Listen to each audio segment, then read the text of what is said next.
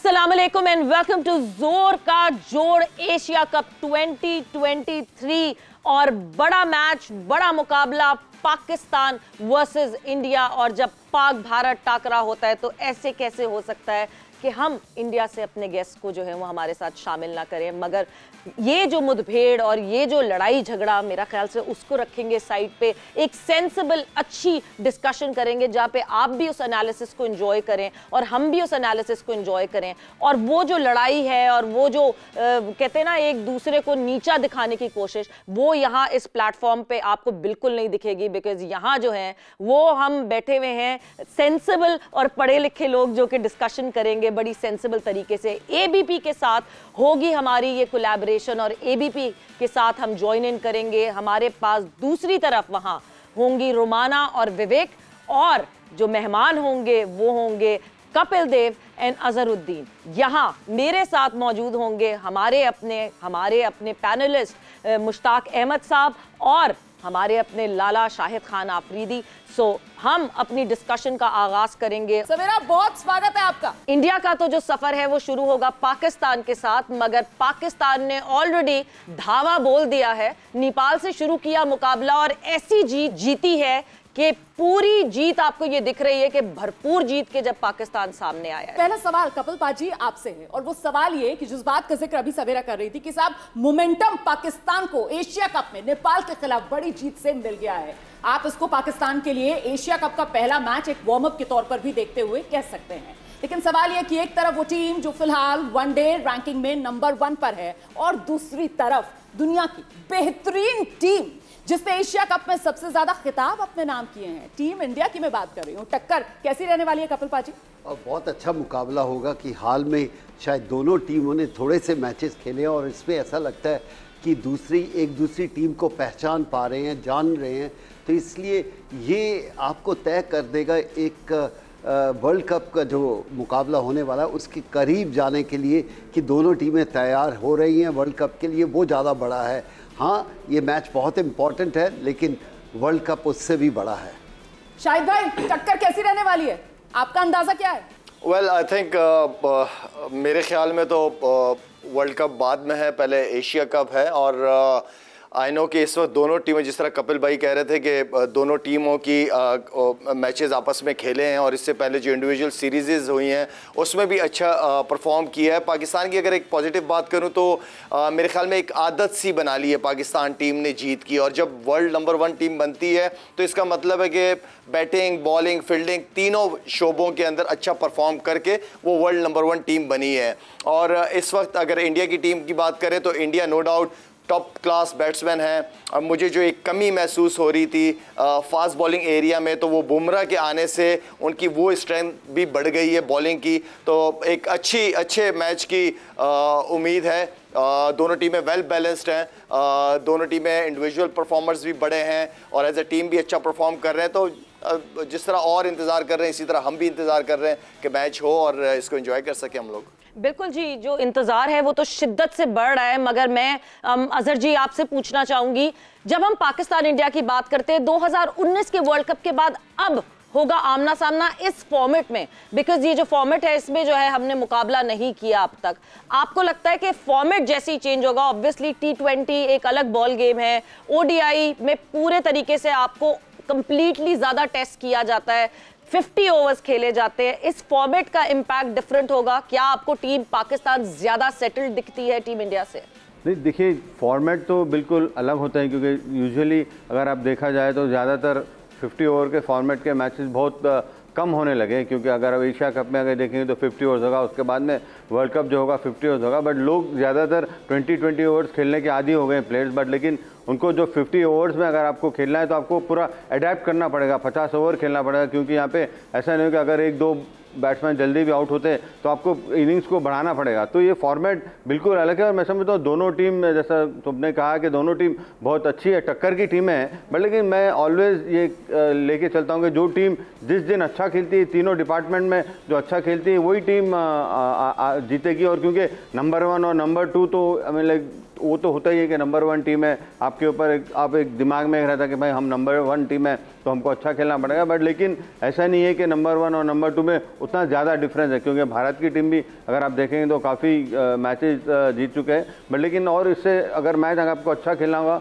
तो दोनों को टीम अच्छा टक्कर की मैच होगा। बिल्कुल बिल्कुल, पाक भारत में यही होता है कि गिवन डे पे कौन सी टीम अच्छा खेलेगी। मैं मुशी भाई आपकी तरफ आती हूँ। जब पाक भारत की हम बात करते हैं, एक चीज जो कि इस वक्त इंडिया मिस आउट कर रही है, that is the injury square, जिसकी वजह से कॉम्बिनेशन नहीं सेट हो पा रहा। अचानक से खबर केएल राहुल की आती कि नहीं जी वो नहीं आ सकेंगे, वो इस स्क्वाड का हिस्सा नहीं बन सकेंगे, एशिया कप केएल राहुल के बगैर खेला जाएगा। कॉम्बिनेशन सेट करना लग रहा है कि भारत के लिए मुश्किल हो जाएगा। बिस्मिल्लाहिर्रहमानिर्रहीम। आई थिंक आप जब बड़े मैच में जाते हो तो you have to believe on your bench strength.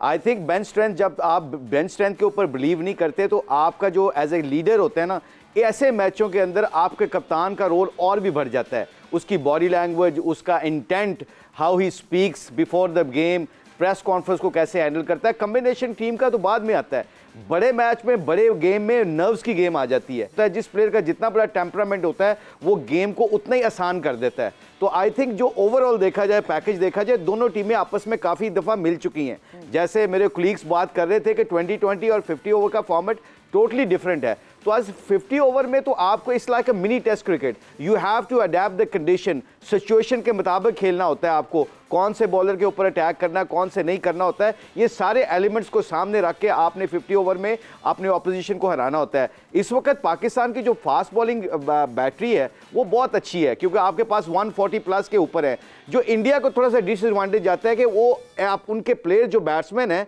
Middle order में, स्पेशली रोहित शर्मा, विराट कोहली को निकाल दें, I think most of them they are little bit under cook against the fast bowling. चलिए इंतजार करते रहिए। बिल्कुल, वो जो इंतजार की बात है और ये ख्वाब सजाने की बात है वो आप कर सकते हैं, पर हकीकत ये है कि एशिया कप में खिताबी भिड़ंत में भारत सबसे ज्यादा जीत अपने नाम कर चुका है। सवेरा मुस्कुरा रही है और अगला सवाल जीएस विवेक का तैयार है। जीएस आइए। मैं बस यहीं से उठाऊंगा जहां से मुशी भाई ने कहा, बट मेरा सवाल ये कपिल पाजी, शाहिद भाई, आप दोनों से ये है, जो बात मुशी भाई यहां पर कह रहे हैं कि फास्ट बॉलर्स पाकिस्तान का हमेशा से एक प्लस पॉइंट रहा है, कोई दो राय वाली बात नहीं है, लेकिन क्योंकि उन्होंने फॉर्मेट की भी बात करी, मैं बस आपसे सवाल ये पूछना चाह रहा हूँ। शाहीन शाह अफरीदी ने पहले स्पेल में T20 में इंडिया के टॉप ऑर्डर को, जी हाँ, ज़रूर ध्वस्त किया, एक्सपोज किया, आप क्या कह सकते हैं। क्या आपको लगता है कि 50 ओवर फॉर्मेट में वो यही इम्पैक्ट कर पाएंगे, या आपको लगता है कि वही जो ओपनिंग स्पेल शाहीन शाह अफरीदी का है पाकिस्तान के और इंडिया के मैच के दौरान, वही एक डिसाइडिंग फैक्टर रहेगा इस मुकाबले में भी? मुझे तो ऐसा लगता है, देखिए एक्सपोज तो ये है कि हर मैच बदलता जाता है। मैं सिर्फ इतना ही कहूँगा थोड़ा सा हट के कि 50 ओवर का मैच बहुत बड़ा होता है और दोनों टीमों के पास पेशेंस होनी चाहिए। T20 में ऐसा नहीं लगता, लेकिन अब जो क्रिकेट देखने को मिल रही है 50 ओवर का गेम, इसमें कितना टीम अपने आप को संभाल सकती है, क्योंकि आखिर के 10 ओवर वो फिर T20 आ जाती है। आप जो भी टारगेट दोगे वो टीम बना सकती है, लेकिन मैं सिर्फ ये समझता हूँ कि क्या जो टीम ज़्यादा लंबा खेल सकती है उसके चांसेस ज़्यादा हैं और दोनों टीमें बेहतर खेल रही हैं। बड़ा अच्छा लगा कि पाकिस्तान ने बाउंस बैक किया, इतना बेहतर खेले। पीछे उनको बहुत स्ट्रगल चल रही थी, लेकिन हाल ही में जिस तरह की क्रिकेट खेली है तो ये मैच और भी खूबसूरत या बेटर होने वाला है।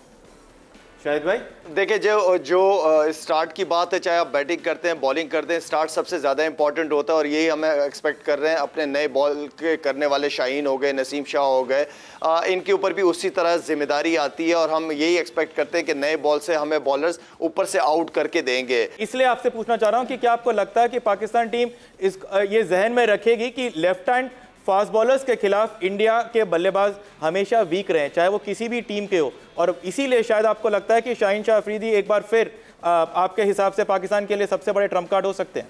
बिल्कुल, वाई नॉट। पास की जो परफॉर्मेंसेस अगर देखी जाए तो अर्ली ऑन उसने विकेटें ली हैं और उसी का फ़ायदा हुआ है और वो उसकी स्ट्रेंथ है। नए बॉल को किस तरह वो यूज़ करता है, वो उसकी स्ट्रेंथ है और उसको पता है इस चीज़ का, और पता होना चाहिए एक फास्ट बॉलर को। अगर आपको अर्ली ऑन विकेट नहीं मिलती, वहाँ फिर उसके बाद फास्ट बॉलर का पता चलता है कि बॉल जब कुछ नहीं हो रहा, पिच फेवर नहीं कर रही, तो उसकी लाइन और लेंथ क्या होनी चाहिए। तो ये वो अवेयरनेस है जो एक प्लेयर को बड़ा प्लेयर बनाती है और जितना जल्दी इस चीज़ को अडॉप्ट करे उतना ज़्यादा फ़ायदा होता है। पाकिस्तान की तरफ एडवांटेज का आप जिक्र कर रहे हैं सर, आप पाकिस्तान के गेंदबाजों की बात कर रहे हैं, लेकिन मैं बहुत नाम नहीं लूंगी, मैं तो सिर्फ एक खिलाड़ी का नाम लेने वाली हूं और उस खिलाड़ी का नाम है विराट कोहली। वनडे में सर्वश्रेष्ठ स्कोर विराट कोहली का किस टीम के खिलाफ है? पाकिस्तान के खिलाफ। स्कोर क्या है? 183 का। विराट कोहली पाकिस्तान के खिलाफ पिछले 5 मुकाबलों की अगर बात की जाए तो 4 मुकाबलों में 50 प्लस का उनका स्कोर रहा है। और यहां पर क्योंकि अभी मुश्ताक भाई आप वो बड़े टेम्परामेंट वाले खिलाड़ी की बात कर रहे थे, यहां पर बात जो है वो डिसाइडिंग फैक्टर को लेकर हो रही थी, तो क्यों ना नंबर 3 पोजीशन पर बात कर ली जाए। और नंबर 3 पोजीशन पर एक तरफ विराट कोहली और दूसरी तरफ बाबर आजम, जिनका नाम बार बार लिया जा रहा है। तो फिर इस राइवलरी, इस कॉम्पिटिशन को शाहिद अफरीदी आप किस तरीके से देख रहे हैं? शाहिद भाई देखें, दोनों बहुत बड़े नाम हैं, दोनों की परफॉर्मेंसेस ने उनको बड़ा नाम बनाया है, दोनों का टेम्परामेंट बहुत आउटस्टैंडिंग है, गेम अवेयरनेस जो मेन चीज़ है, उन दोनों को अपने गेम के अपनी स्ट्रेंथ का पता है। जब किसी प्लेयर को अपनी स्ट्रेंथ का पता हो तो वो बड़ी बात होती है। तो मेरे ख्याल में वो अपनी स्ट्रेंथ पे ही रहेंगे। दोनों प्लेयरों को हम देखना चाहते हैं, दुनिया देखना चाहती है परफॉर्म करते हुए। और मेरे ख्याल में क्योंकि जितना कंसिस्टेंट मैंने काफ़ी अरसे में बाबर को देखा है, नो डाउट विराट मुझे पर्सनली बहुत पसंद है, उसका बैटिंग देखने को दिल चाहता है जब वो खेलता है, लेकिन जितनी कंसिस्टेंसी बाबर आजम की परफॉर्मेंसेस इसके अंदर रही हैं, बड़े कम, आपने खुद भी देखा होगा वर्ल्ड में ऐसे बड़े कम प्लेयर हैं। बाबर की भारत के खिलाफ वनडे की एवरेज की अगर बात की जाए तो वो 31 के आसपास, और विराट कोहली की पाकिस्तान के खिलाफ अगर वनडे एवरेज की बात की जाए तो वो 49 के आसपास। कपिल पाजी, नंबर 3 की position Virat versus Babar. I think मैं नहीं चर्चा करना चाहता विराट और बाबर की, मैं करना चाहता हूँ टीम की। कौन सी टीम एज ए टीम खेलती है। आप एक प्लेयर के ऊपर अगर निर्भर रहेंगे तो आप कभी जीत नहीं सकते। हाँ। क्योंकि ये 50 ओवर का गेम है, आपको प्लानिंग है। अगर एक प्लेयर आउट हो जाता है तो आप सोचते हैं कि मैच हार जाएंगे, ये गलत सोच है। तो इसलिए सारी टीम को ये सोचना चाहिए क्या हम एकजुट बनकर, एक टीम बनकर खेल सकते हैं। एक के ऊपर जब भी आप भरोसा करते हैं अक्सर टीम हार जाती है, चाहे वो विराट कोहली के ऊपर करे या बाबर आजम के साथ करे। आपको पूरा 50 ओवर का मैच है, लंबा लेके जाना पड़ता है। और जिसके पास पेशेंस होगा या जिसके पास थोड़ा सा धैर्य होगा या समय होगा, शायद वो आने वाले मैचेस में बेहतर खेल सकेंगे। पेशेंस होगा, टेक्निक होगी, कला होगी। खुद विराट कोहली की तरफ से कहा जा रहा है कि ये 50-50 ओवर का खेल है और ये बल्लेबाज को पूरी तरीके से कसौटी पर कस देता है, इसीलिए वो नंबर 3 की पोजीशन। मोहम्मद अजहरुद्दीन, देखिए आप लोग चर्चा कर रहे थे स्विंग बॉलिंग की और फास्ट बॉलिंग की, पेस की। मुशी ने भी पेस के बारे में बोला। दिक्कत यहाँ पे आज पेस की दिक्कत नहीं आ रही। आज करके आप जो बैट्समैन है उनको बिल्कुल वो यूज टू है पेस की, वो थ्रो डाउन करते हैं, वो इसमें ऑलमोस्ट 140-150 की भी थ्रो डाउन करते हैं, तो उनका पेस में कोई प्रॉब्लम नहीं है। अगर देखा जाएगा तो जब मेन प्रॉब्लम यहाँ पे जो होगा, जहाँ बॉल स्विंग होगी, उमूमन अगर आप देखेंगे तो पूरे वर्ल्ड में जो बैट्समैन, बड़े से भी बड़ा बैट्समैन हो, जहाँ बॉल स्विंग होता है, चाहे वो बाबर आजम हो या विराट कोहली हो या जो रूट हो, जहाँ पे बॉल स्विंग हुई वहाँ पे खेल नहीं सकेंगे। तो यहाँ पे जितना आप बॉलिंग में बॉल जितना स्विंग करेंगे, बट लेकिन कंडीशन श्रीलंका में कैसे होंगे वो किसको पता नहीं, क्योंकि नॉर्मली यूजुअली कंडीशन थोड़ा सा लाइक बाद उमूमन 2-3 ओवर बॉल तो नया बॉल मूव होता है, बट उसके बाद में जो बॉलिंग जैसे डालेंगे, जब उसके बाद में, क्योंकि ये 50 ओवर गेम है, क्योंकि एक बॉलर को 10 ओवर डालना पड़ेगा और जो बॉलर को फिट होना पड़ेगा 10 ओवर डालने के, और श्रीलंका में वो ट्राइंग कंडीशन इतना आसान नहीं है। बिल्कुल, तो श्रीलंका में कैंडी में जीत की कैंडी दिलाने का ज्यादा दारोमदार क्या गेंदबाजों पर है, इस पर भी आगे चर्चा करेंगे। जल्दी से आपको एक बार फिर से लेकर चलते हैं। सवेरा, सवाल आपका। जो आपने कहा ना कि कैंडी में मेरा ख्याल से जो सबसे ज्यादा इंपॉर्टेंट होगा वो होगा बारिश, इसलिए क्योंकि 90% रेन की फोरकास्ट है, तो तीसरा खिलाड़ी जो है वो बारिश होगा कि वो मैच कितना होने देगा और कितना नहीं होने देगा। मगर जहां मैं कपिल जी से बिल्कुल अग्री करती हूं कि जहां हम इंडिविजुअल्स की बात करने लगते हैं, वहां तो एक टीम इतनी आसान हो जाए कि विराट कोहली को आउट कर दो तो चलो जी इंडिया को पूरा आउट कर दिया। It is a team game, और मुझे लगता है कि जब हम टीम गेम की बात करते हैं तो इंडिया के खिलाफ अभी तक क्योंकि फखर चला नहीं है, तो हम ये एक्सपेक्ट करते हैं कि इंडिया के खिलाफ फखर हमेशा अच्छा करते हैं, तो फखर का बल्ला चलेगा। फिर Imam has been doing very well over the period of time. Imam का एक बहुत अच्छा रन स्पेल रहा है पास्ट में, इमाम जो है वो रिस्पॉन्ड कर सकते हैं। एंड देन ऑब्वियसली बाबर, और फिर इफ्तिखार के फायरवर्क्स तो देख ही लिए हैं।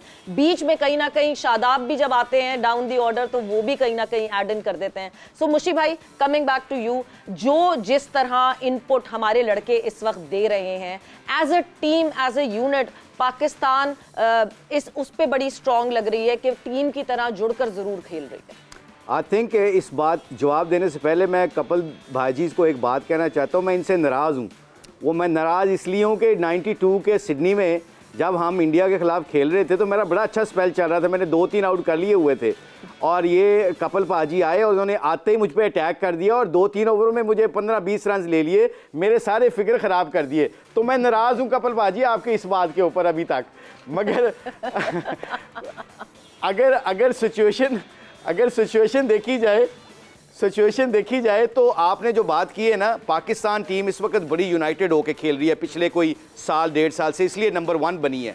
आपने जैसे कपिल पाजी ने बड़ी अच्छी डिस्क्राइब किया है कि बड़े मैचों में टीमें लड़के इकट्ठे लड़ती हैं, एक इंडिविजुअल प्लेयर के ऊपर डिपेंड नहीं किया जाता। मगर हैविंग सेड दैट, इसमें लीडरशिप की बड़ी क्वालिटी होती है। मैं आपकी मेमोरीज को वापस लेके जाता हूँ 2020 में, इवन जब ICC 2020 का दुबई में मैच हुआ था तो Rohit Sharma great player, Virat Kohli is a great player, but वो जब आपके बड़े प्लेयर अंडर परफॉर्म करते हैं ना बड़े मैच में, तो जो दूसरे प्लेयर होते हैं ना उनका मोरल वैसे ही गिर जाता है, वो वैसे ही डाउन हो जाते हैं।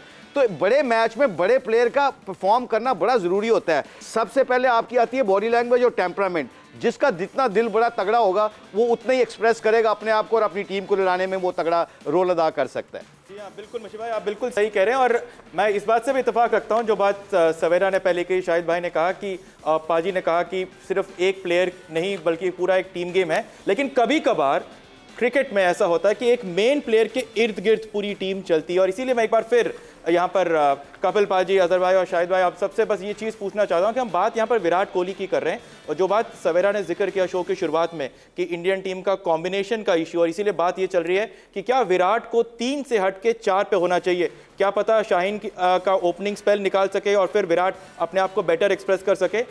इससे पहले कि मैं पाजी आप दोनों से ये पूछूं, मैं बस ये जानना चाहता हूँ शाहिद भाई आपसे, माला की ये मसला जो है इंडियन टीम का है, लेकिन आपने खुद बोला कि आप विराट के बहुत बड़े फैन हैं, आप उनको अच्छा लगता है, आपको बैट, क्या आपको ऐसा लगता है, बताओ अगर आप टीम के कप्तान हो, कि आपका बेस्ट बल्लेबाज वनडे में नंबर 4 पर खेले या आपको लगना चाहिए कि वो ऊपर नंबर 3 पर ही खेले जहां पर उनके सबसे ज्यादा रन बने हैं अभी तक?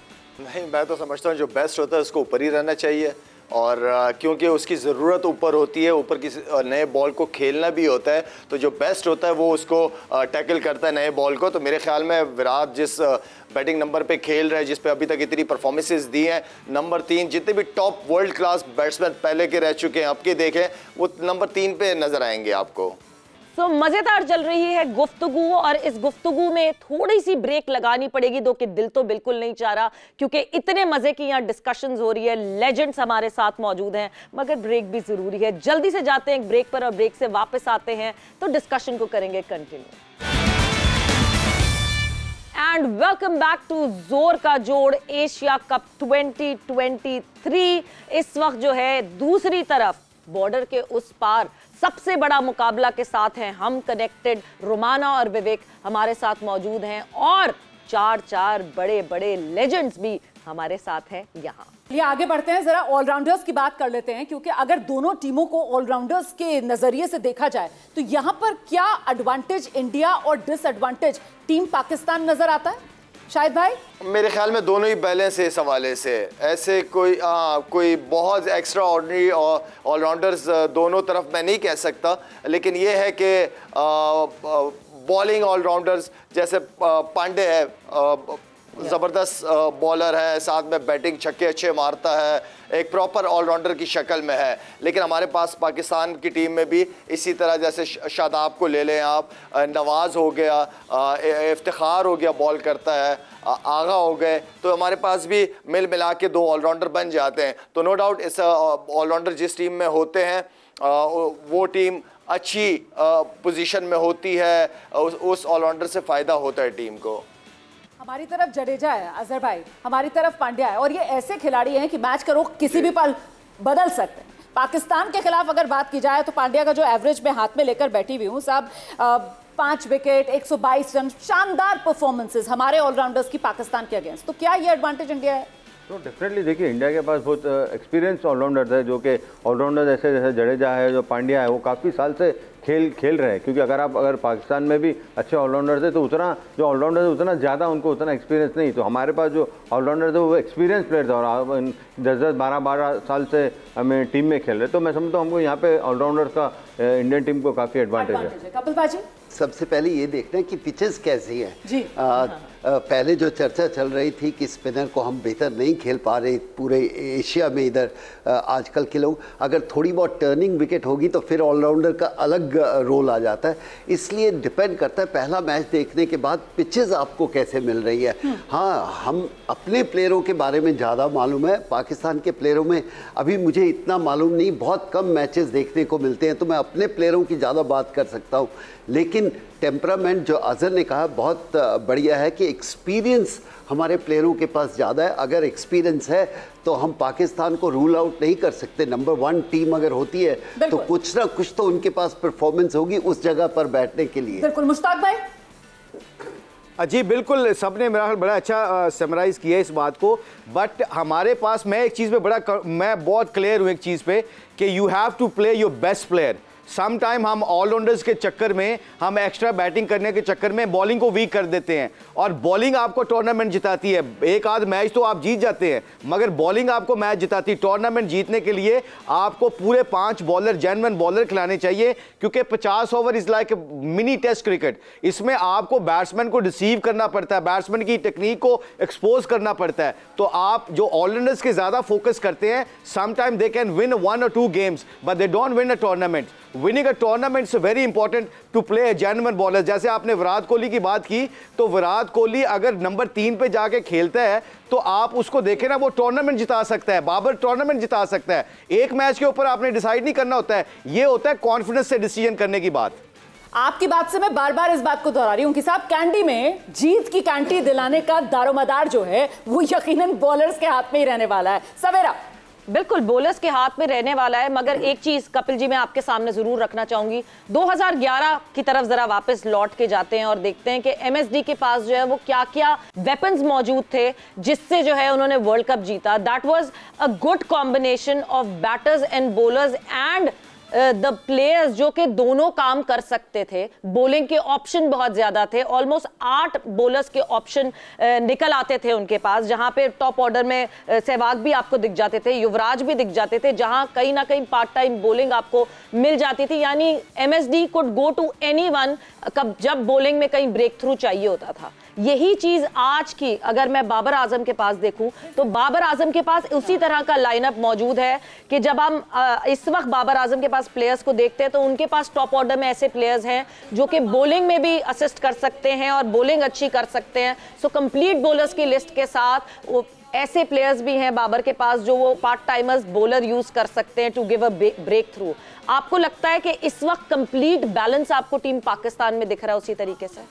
मुझे ये कहना है कि आप कंपैरिजन 2011 में या 83 में या 75 में क्या था उसका आप चर्चा कर सकते हो, लेकिन अब टीमें अलग हैं, प्लेयर अलग हैं और जगह अलग है, तो इसके लिए ज़्यादा हमें इतना पीछे नहीं जाना चाहिए। हाँ, अगर आपकी टीम के पास ऑलराउंडर है तो उसका, जैसे शाहिद ने भी बोला कि वो उसका एडवांटेज है, टीम को बनाने में थोड़ा सा आसानी हो जाती है। मैं मुश्ताक के साथ बहुत सहमत हूँ, उन्होंने बोला कि 5 मेन बॉलर ज़रूर होने चाहिए और उसके बीच में अगर आपको वो 1-2 बल्लेबाजी कर लेते हैं तो टीम स्ट्रांग हो जाती है। और मुझे यहाँ पर सिर्फ इतना ही कहना है कि दोनों टीमों में फील्डिंग का बहुत बड़ा अहम रोल आ जाता है, क्योंकि आप आजकल अगर देखा जाए तो जिसकी फील्डिंग बेटर है वो अनदर 15-20 रन बचा सकते हैं और 2-3 ब्रिलियंट कैचेस पकड़ सकते हैं, तो उसके ऊपर भी हमें गौर करना चाहिए। बस सवेरा, एक चीज यहाँ पर जो पाजी ने कहा है मैं बस ऐड करना चाह रहा हूँ कि इंडियन टीम की स्ट्रेंथ थोड़ी सी अलग है। हाँ, अभी भी ऐसे टीम में प्लेयर्स हैं, तिलक वर्मा है, बॉल डाल सकते हैं, रोहित शर्मा बॉल डाल सकते हैं, विराट कोहली भी बॉल डाल सकते हैं, उसके अलावा आपके पास ऑप्शन है। लेकिन इस टीम का स्ट्रेंथ बॉलिंग और बैटिंग ऑप्शन से ज्यादा फ्लेक्सिबिलिटी है। कोई भी बल्लेबाज कहीं पर भी जाकर किसी भी पोजीशन पर वो जाके रन बना सकता है और इसी पर फिलहाल टीम इंडिया का फोकस है। तो ऑप्शंस ऑलराउंड जो कि आप बात कर रही हैं वो बिल्कुल एक जगह पर है और शायद पाकिस्तान के पास ज्यादा ऐसे ऑप्शंस हैं, इंडिया के पास भी हैं जो फिलहाल हाल ही में आजकल यूटिलाइज नहीं किया है, लेकिन इंडिया जो है वो फिलहाल उसको ऊपर लेके आ रहा है बाय वे ऑफ फ्लेक्सिबिलिटी कि कोई भी बल्लेबाज किसी भी जगह पर जाकर कहीं पे भी आके रन बना सकता है, कंसोलिडेट भी कर सकता है, एक्सेलरेट भी कर सकता है, होल्ड भी कर सकता है। वहां पर टीम इंडिया अपना एक्स फैक्टर ढूंढ रही है। विवेक उसमें आज अब T20 विवेक आप फिर इतना परेशान क्यों हो रहे थे विराट के नंबर पे? आज प्लेयर नंबर 10 वाला 2 पे भी खेल सकता है और 2 वाला 6 पे भी खेल सकता है, पर वहां तक मैच लेके जाना पड़ेगा कि आप आखिर के 15 ओवर तक मैच लेके आओ, फिर आपकी फ्लेक्सिबिलिटी काम आती है, लेकिन शुरू में बेसिक रहना चाहिए, वो ज्यादा इंपॉर्टेंट है। बेसिक रहना चाहिए, फ्लेक्सिबिलिटी काम आती है। और ऑलराउंडर्स के बारे में फिलहाल टीम इंडिया का पलड़ा भारी नजर आ रहा है। मैं जल्दी से जरा तेज गेंदबाजों की बात कर लूं। रुमाना, एक गेंदबाजी को लेकर रुमाना जो विवेक ने बात की है ना, चुके हैं, लेकिन इंडिया जी और हमारे यहाँ अगर बात की जाए, सवेरा आ रही हूँ आपके पास, आ रही हूँ जरा सा जल्दी से अजहर भाई के पास। हमारे यहाँ जो जिस तरीके से मोहम्मद शमी और बुमराह की जोड़ी है उसको लेकर आपका आंकलन? नहीं, बिल्कुल बहुत अच्छी जोड़ी है, क्योंकि बहुत मेरे ख्याल में इंडियन टीम बहुत काफ़ी खुश होगी और पूरे इंडिया में खुशी है कि बुमराह इंजरी के बाद फिर वापस ऐसा लग रहा था कि वो उनको इंजरी बहुत लंबी होगी, क्योंकि उनका जो एक्शन है जो बिल्कुल अलग एक्शन है, जितना ज़्यादा रनअप भी नहीं है, तो जो एफर्ट उनका जो होता है लास्ट में जब बॉलिंग करते जब भी एफर्ट होता है उसकी वजह से शायद उनको हुआ। बट लेकिन ये बहुत अच्छी खुशखबरी है कि बुमराह वापस आए और उसके शमी के साथ उनका बहुत अच्छा कॉम्बिनेशन। बिल्कुल, और शाहिद भाई वापस आए बुमराह और शानदार लय में वापस आए, वो दिखा भी दिया, हालांकि फॉर्मेट अलग था। देखिए, मैंने आपको दोबारा कहूँगा क्योंकि बुमराह जो है वो एक ऐसा बॉलर है जो कि जिसे नया बॉल करना आता है, जिसे पुराना बॉल करना आता है, जिसे प्लेयर्स को आउट करना आता है, जिसे यॉर्कर्स मारने आते हैं, जिसकी सबसे ज़बरदस्त स्लो वन है। मैं बहुत हाईली रेट करता हूँ बुमराह को हमेशा से। तो मेरे ख्याल में शामी के साथ उसका जो कॉम्बिनेशन है, जो पार्टनर है, जैसे शाहीन और नसीम और हारिस रऊफ है, तो इस तरह का एक पार्टनरशिप जो होती है, इस तरह बैटिंग में होती है, इस तरह बॉलिंग पार्टनरशिप में ये अब अच्छी नज़र आ रही है, शेप में नज़र आ रहे हैं बॉलर्स। डिस्कशन को यहीं पे लगाएंगे ब्रेक, और जैसे ही हम वापस आएंगे तो थोड़ा सा फिर डिस्कस करेंगे कि कहाँ स्ट्रेंथ्स और कहाँ वीकनेसेस दोनों टीम्स की कहाँ हैं, या फिर सिर्फ गिवन डे पे ही पता चलेगा कि पाक भारत टाकरे में किसका पलड़ा होगा भारी। Welcome back to Zor Ka Jod Asia Cup 2023. We are in conversation with Mushtaq Ahmed, Shahid Khan Afridi, Kapil Dev, Azharuddin और बॉर्डर के उस पार हमारे साथ रुमाना और विवेक भी मौजूद है। टीम इंडिया और पाकिस्तान जब आमने सामने होते ना, तो ये स्टैट्स का पेपर मुझे लगता है फाड़ के साइड पे फेंक देना चाहिए, क्योंकि स्टैट्स एक साइड हो जाते हैं, रिकॉर्ड्स एक साइड हो जाते हैं, रिकॉर्ड्स यूं टूटते हैं, यूं बदलते हैं। बिकॉज पाक भारत जब मुकाबला होता है तो जो गिवन डे पे अच्छा खेलता है वो सामने होता है। जिस तरह फास्ट बॉलर्स की बात हो रही है, इसमें कोई ढकी छुपी बात नहीं है कि इस वक्त जो पेस बैटरी पाकिस्तान के पास है, मुझे लगता है वो पेस बैटरी किसी के पास नहीं है, नॉट जस्ट एशिया, वर्ल्ड में किसी के पास वो पेस बैटरी नहीं है। क्योंकि जिस तरह शाहीन, नसीम, हारिस रऊफ, ये तीनों, ये ट्रायो, या आपके लिए मैं बोलूं तो ये जो त्रिमूर्ति साथ खेल रही हैं, इनको कॉन्कर करना जो है ना वो बहुत मुश्किल है। मैं अजहर जी आपके पास आऊंगी, ये जो 3 फास्ट बॉलर्स हैं, ये क्या वर्ल्ड क्रिकेट के लिए सबसे बड़ी थ्रेट है? नहीं, बिल्कुल आपके जो फास्ट बॉलर थे इसमें कोई दो राय की बात नहीं कि वो अच्छे बॉलर थे, 140 145 डालते हैं। बट लेकिन यहाँ पे अगर आप देखेंगे तो यहाँ पे जो इंडियन टीम में भी जो काफ़ी एक्सपीरियंस प्लेयर्स, ऐसा नहीं कि वो लोग एक्सपीरियंस नहीं है, क्योंकि लोग एक अगर आप देखेंगे तो 12-12 10-10 हज़ार रन के ऊपर खेले, जैसे रोहित शर्मा है, विराट कोहली है और अन्य दूसरे प्लेयर्स भी है जो KL राहुल में खेल रहे नहीं।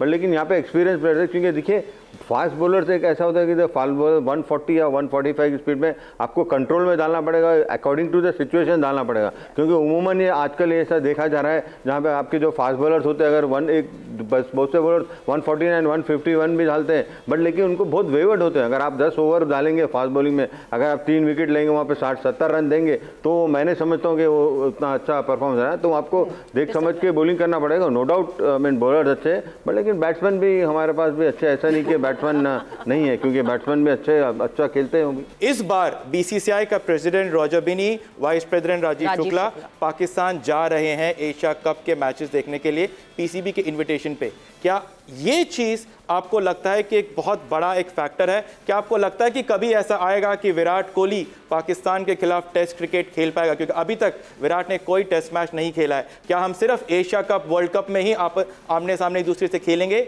या फिर ये आपको लगता है कि एक पॉसिबिलिटी है कि हम बायलैटरल भी एक बार फिर से शुरुआत कर सकते हैं? शाहिद भाई देखिए, बीसीसीआई के ऑफिशियल्स का पाकिस्तान आना, पाकिस्तान से इनविटेशन जाना एंड देन उसको एक्सेप्ट करना, ये बहुत अच्छी बात है, बड़ा पॉजिटिव साइन है, बड़ी खुशी की बात है कि एटलीस्ट एक steps towards betterment of cricket और between two countries which is very very important. और इसी तरह देखिए, मैं तो काफ़ी अरसे से कह रहा हूँ, क्योंकि क्रिकेट से अच्छी डिप्लोमेसी और कोई नहीं है। हमें पॉलिटिक्स को साइड पे रख के अपने क्रिकेट आना जाना, क्योंकि हमें इंडिया वाले वहाँ पे देखना चाहते हैं, इंडिया में खेलते हुए। हाँ, इंडियन प्लेयर्स को हमारे लोग पाकिस्तान में खेलते हुए देखना चाहते हैं। इससे अच्छा ज़बरदस्त positive message to relationship between two countries which is very very important.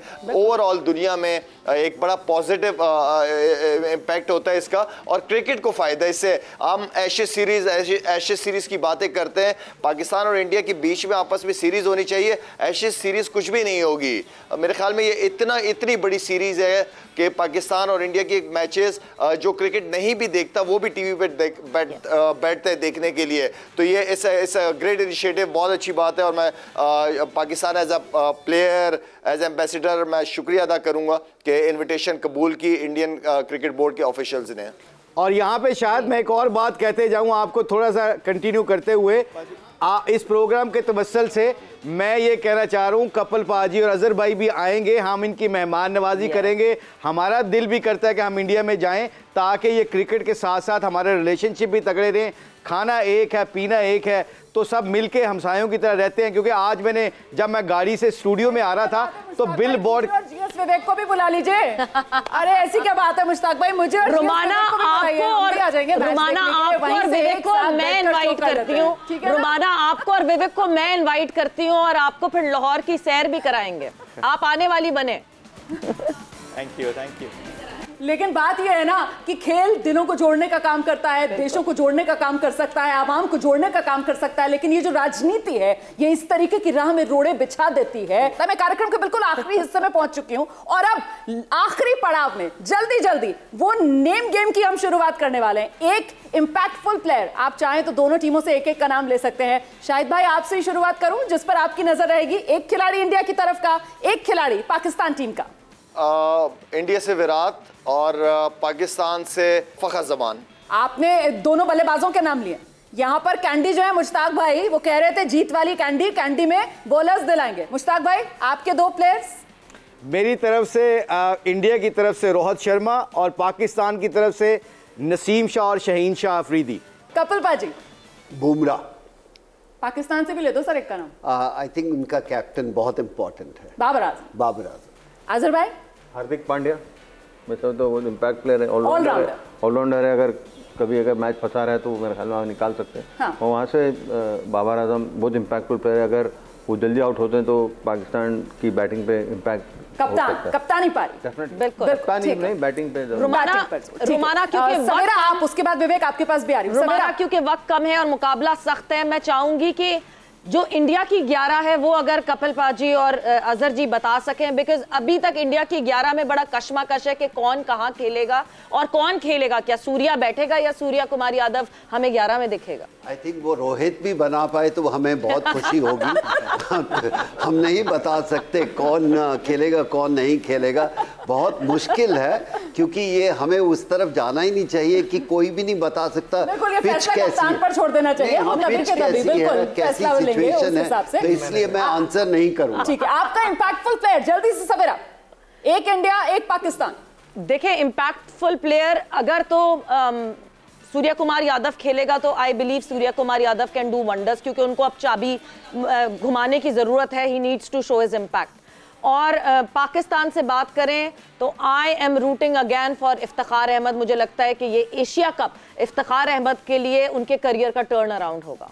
G S विवेक, मेरे हिसाब से शादाब खान सबसे अंडररेटेड प्लेयर है। पाकिस्तान उनको इतना क्रेडिट नहीं देता है जितना देना चाहिए, और वनडे में मिडिल ओवर सबसे ज़्यादा इंपॉर्टेंट है। तो शादाब खान जो है मुझे लगता है एक बहुत बड़े फैक्टर होंगे पाकिस्तान के लिए। और इंडिया की तरफ से रविंद्र जडेजा ऑलराउंडर हैं, और खासतौर पर आगे जैसे मैं बात कर रहा हूँ मिडिल ओवर्स की, अगर रविंद्र जडेजा ने अपने 10 ओवर में 40 पे 2 दे दिए तो मैच वहीं से पलट सकता था। आई थिंक रविंद्र जडेजा और शादाब खान। मैं बिल्कुल अपने पसंदीदा 2 खिलाड़ियों का नाम बता देती हूं जो मेरे लिए कहीं ना कहीं ट्रम्प कार्ड साबित हो सकते हैं। टीम इंडिया की तरफ से वो नाम सिर्फ और सिर्फ विराट कोहली का मेरी तरफ से, और पाकिस्तान टीम की तरफ से शाहिद आफरीदी साहब, खासतौर से आपके लिए शाहीन शाह अफरीदी पर मेरी नजर रहने वाली है। बहुत शुक्रिया। मुझे पता था आपने कहना था ये। मुकाबला 2 सितंबर को आमने सामने होंगी इंडिया और पाकिस्तान की टीम। All the best. जो खिलाड़ी बढ़िया खेले मैदान पर, जिसका दिन हो वही जीत हासिल करे। एशिया फतह करना है तभी फिर दुनिया जीतनी है। यहाँ पे हमारा जो कोलैबोरेशन रही एबीपी से, ये बड़ा मुकाबला पाकिस्तान वर्सेस इंडिया, और पाकिस्तान वर्सेस इंडिया का चर्चा सबसे ज्यादा इसी वजह से कि यहाँ से एक्चुअली जो कैंपेन है एशिया कप की उसकी शुरुआत होगी। सो पहले एशिया कप एंड ऑब्वियसली उसके बाद अगली नजर होगी वर्ल्ड कप पे। कौन जीतेगा ये मुकाबला, उस पे बड़ा फोकस करना पड़ेगा, और गिवन डे पे कौन से प्लेयर्स अपने नर्व्स को काबू रखेंगे। एक बहुत जबरदस्त डिस्कशन हुई हमारी एबीपी की कोलैबोरेशन के साथ।